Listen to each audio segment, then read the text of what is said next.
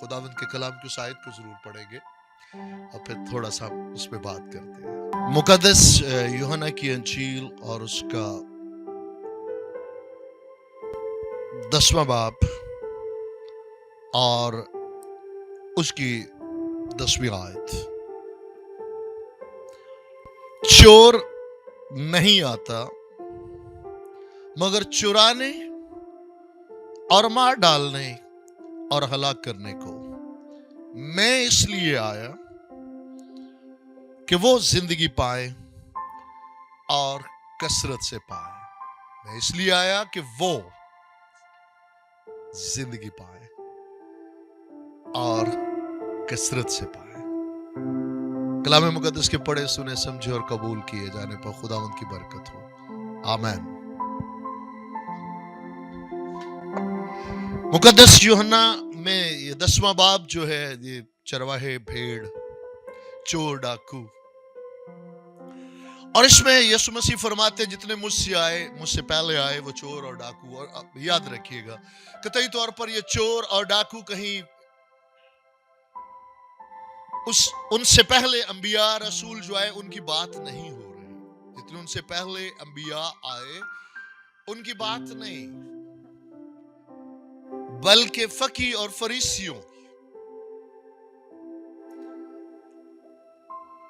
इसलिए इस आयत को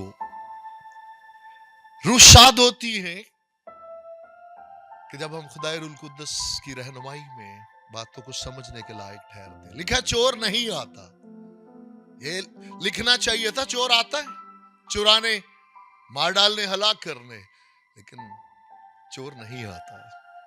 इसको समझने के लिए याद रखें कि पिछली आयत को जरूर पढ़े।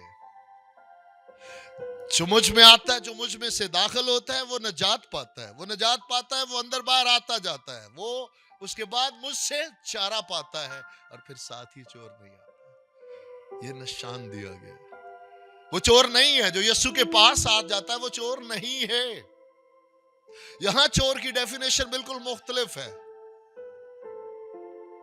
चोर नहीं आता, कोई एक काम है जिसे वो करने नहीं आता और कोई एक काम है जिसे वो करने आता है।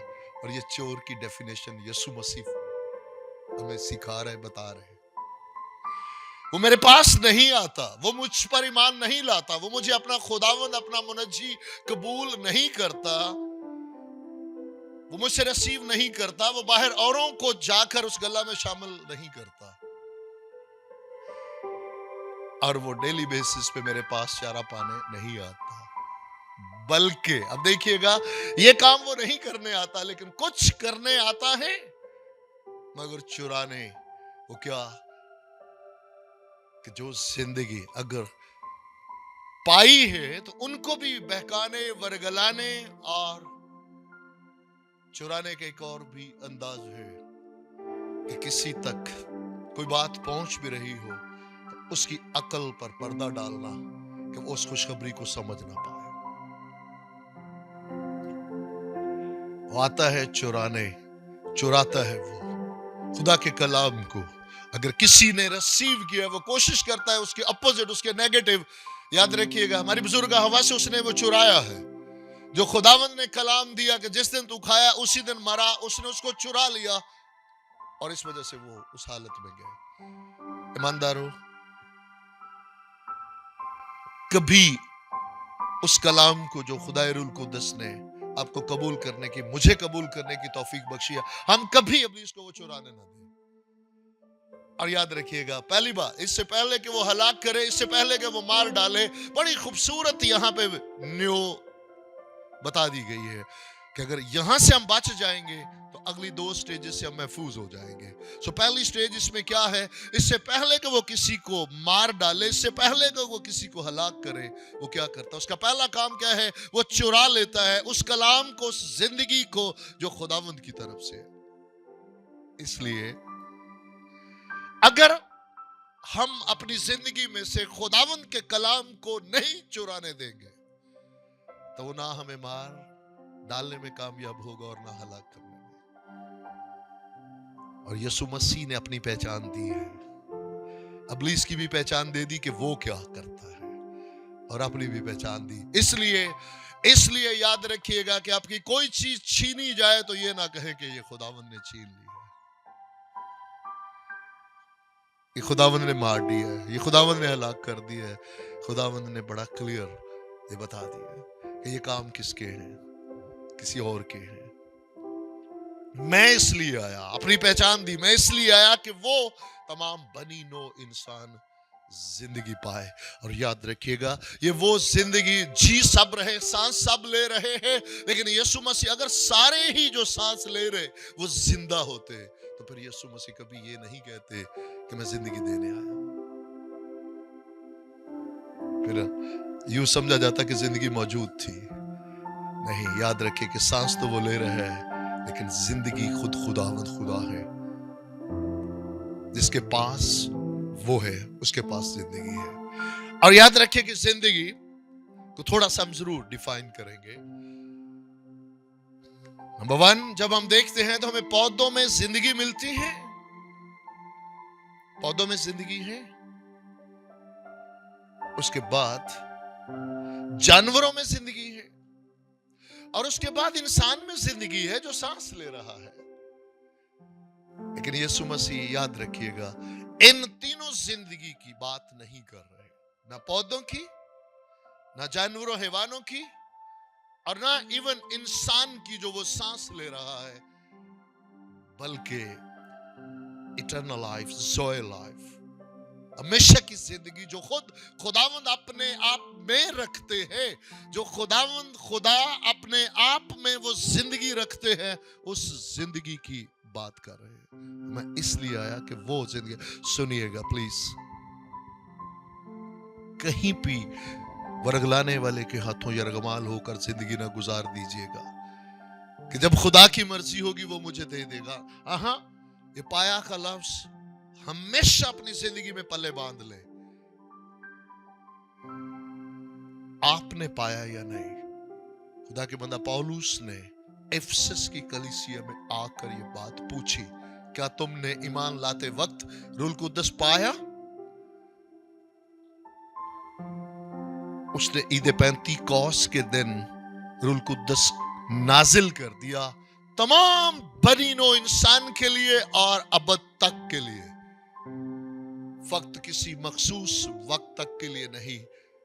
अबद से मुराद जब खुदावंद जब तक आ नहीं जाते, सबके लिए एक ही बार नई पैदाइश के लिए, गुनाहों की माफी, नई पैदाइश, हमेशा की जिंदगी के लिए रूह कुद्दस नाज़िल फरमा दिए। इसी तरह उसने सलीब पर अपनी जान देकर गुनाहों का कफारा, गुनाहों का फिदिया होकर उस मौत को जो तमाम बनी नो इंसान की उस गुनाह के बायस, जो मरूसी गुनाह है, उसके बायस जो मौत, उसे भी खुद लेकर अपनी जिंदगी बख्शिश में कर दी। आज अगर उस जिंदगी का तजर्बा इस रुए जमीन पर कोई नहीं पाता तो उसमें कभी खुदावंद कसूरवार नहीं है। ये हमेशा याद रखना है कि ये आज बनी नो इंसान की अपनी चॉइस, अपनी मर्जी है कि वो उस जिंदगी को पाना चाहता है या उसे रद्द करना चाहता है। लेकिन याद रखें कि क़यामत खुद यीशु मसीह है, जिंदगी यीशु मसीह है, लेकिन वो इंतकाम का दिन जो है वो बाकी है। कोई नहीं बचेगा जो उस जिंदगी को रद्द करेगा। इसलिए यही नजात का दिन है। खुदावंद की मर्जी हरगिज ये नहीं कि एक भी हलाकत में जाए, वो सबकी तौबा तक नौबत देखना चाहते हैं। अगर आज तक सरकशी की, आज तक संजीदा नहीं लिया, आज तक उसकी उस मोहब्बत को जो उसने कोहे कलवरी पर दिखाई उसे रद्द किया, तौबा करे, पलट आए, मान ले कि अगर मैं अपना नजात दहिंदा खुद रहूंगा तो जरूर मरूंगा, लेकिन जो मेरे लिए मुआ है, अगर मैं उसकी उस बख्शिश को, नजात को अपनी जिंदगी में कबूल करूंगा, उस जिंदगी को पाने के लिए अपने दिल को खोलूंगा, तो मैं इसलिए जीता रहूंगा क्योंकि वो हमेशा जीता रहेगा। तैयार है? तैयार है तो खुदाए रुल कुद्दस मेरी और आपकी मदद के लिए तैयार है। हमेशा याद रखना है, इरादा, फैसला मेरा और आपका इंसान का है, और खुदावंद बाहें फैलाए खड़े हैं। आए आंखों को बंद करेंगे और दुआ करेंगे। खुदावंद मेहरबान आसमानी बाप, एक बार फिर यीशु मसीह नासरी के नाम में आपकी हजूरी में हाजिर है। शुक्रगुजार हैं, आपका कलाम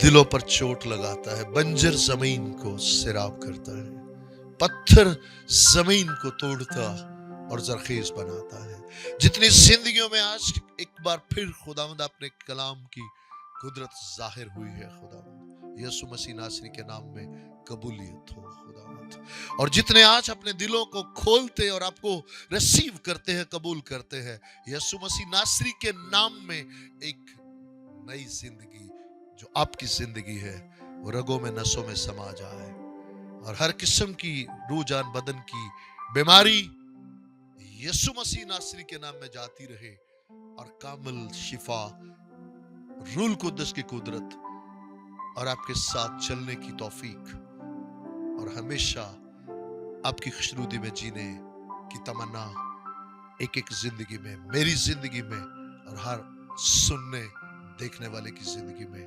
ज़हूर पजीर होती चली जाए। बख्श दीजिए मसीह के नाम में, आमीन।